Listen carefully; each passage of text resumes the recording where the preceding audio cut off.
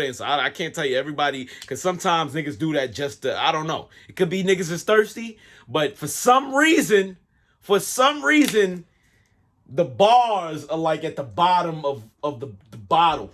So niggas think they gonna drink the water and then, oh, ding, I remember my bar. You feel me? So that's 90% of the time, that's the go-to. Niggas gonna get that water. They better hope they got a water or drink or something to get some. You'll even hear from the crowd, niggas gonna say, yo, get that water.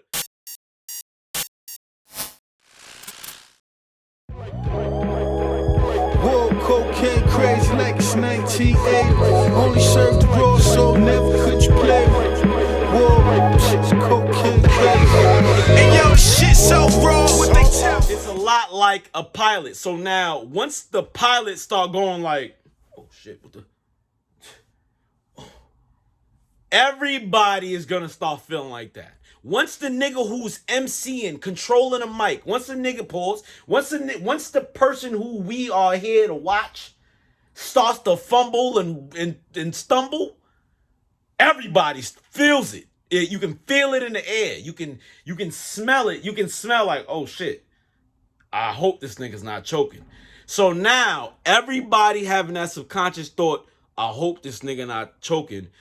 It causes for a cloud to enter the room and an energy to leave the room. It's almost like a trade. That's when you hear the crowd go, oh. Yeah, we're gonna try to reap it down. Let me be honest.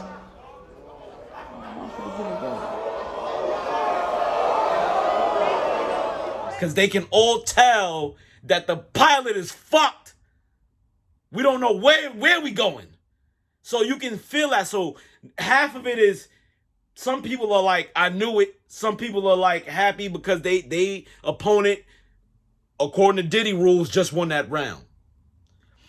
Because if you choke in battle rap, that's an automatic loss for that round, traditionally speaking. You understand? But that's neither here nor there. Y'all could debate that all y'all want.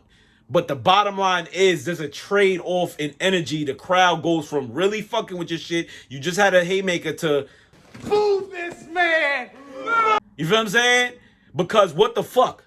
So you run back the next line, that uncertainty comes in the building after you don't deliver the next bar.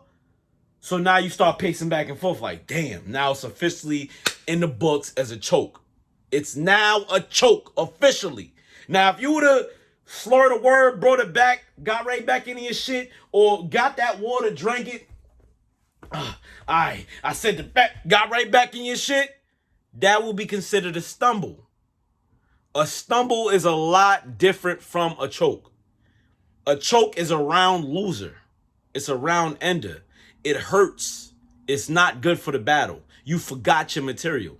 A stumble is a slur, whatever happened, some bullshit happened. Or you being the proctor make you the professor? No, let me teach you a lesson. The proctor, a nigga that monitors a student and makes sure he or she doesn't...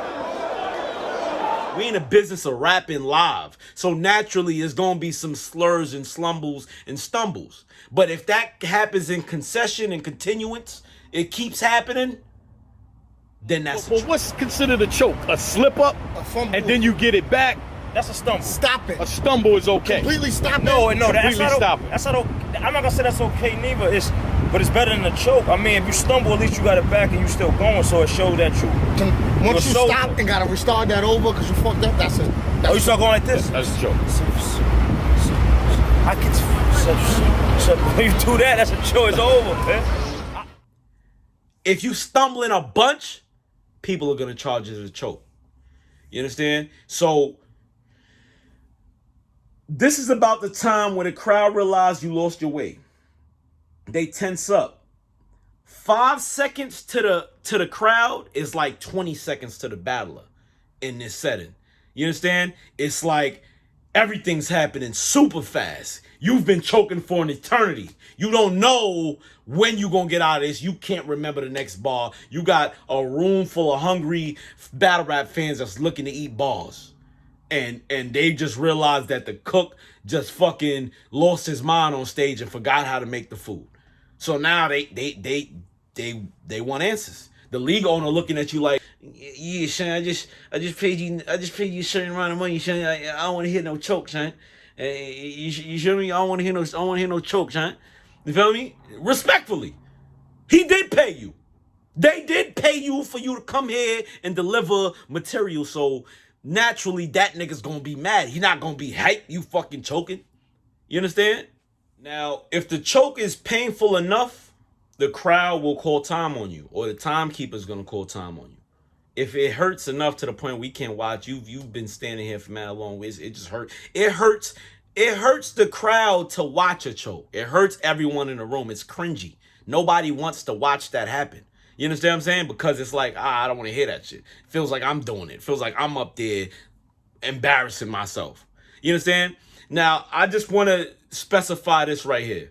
One thing you got to understand when you start to talk about a choke is that you can't do two things at once, as we can see right very good at processing information with the intensity and the quantity and the speed we find ourselves surrounded by today.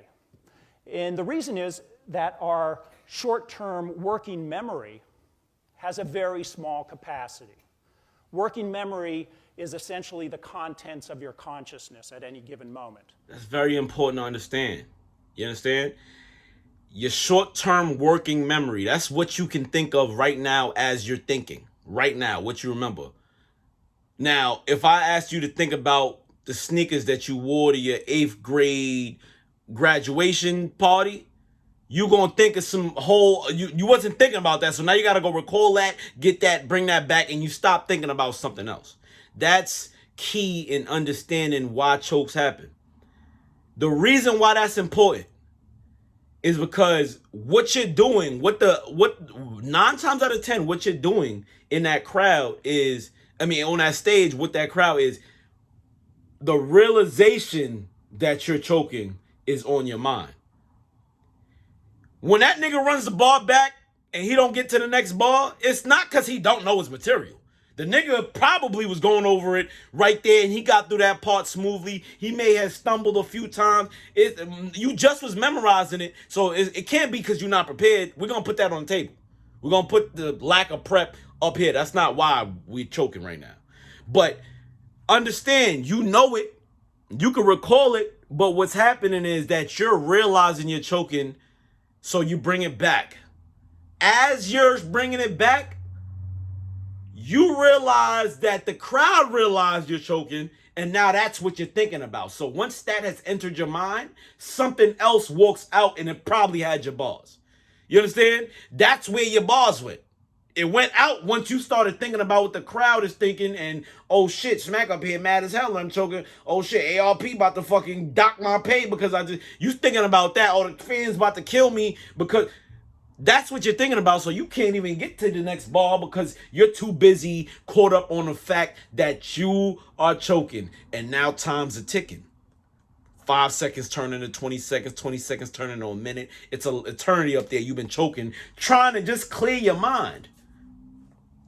Trying to clear your mind long enough to remember the next line. Oh, it's real. Boom. So now that we understand what is happening during the choke, what's taking place, what you're watching as the fan, what the battler is experiencing, you know what I mean, while choking.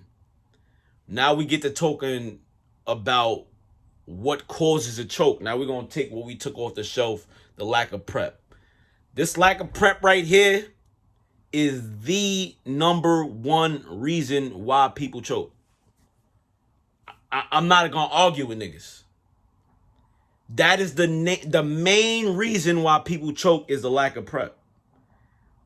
If you're the kind of battle rapper that writes last minute, that writes 2-3 days before you got to perform your shit, that writes on the way to the city or state that you got to perform in, you might do that shit 100 times and it'll be fine. But I guarantee you, look at me, I guarantee you, my nigga, you're gonna choke horribly at one point.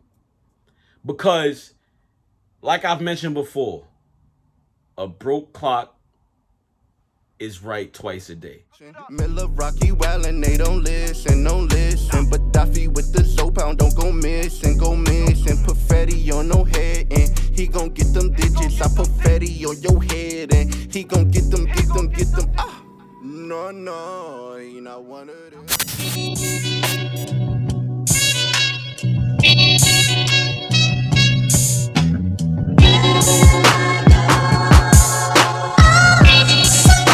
The move.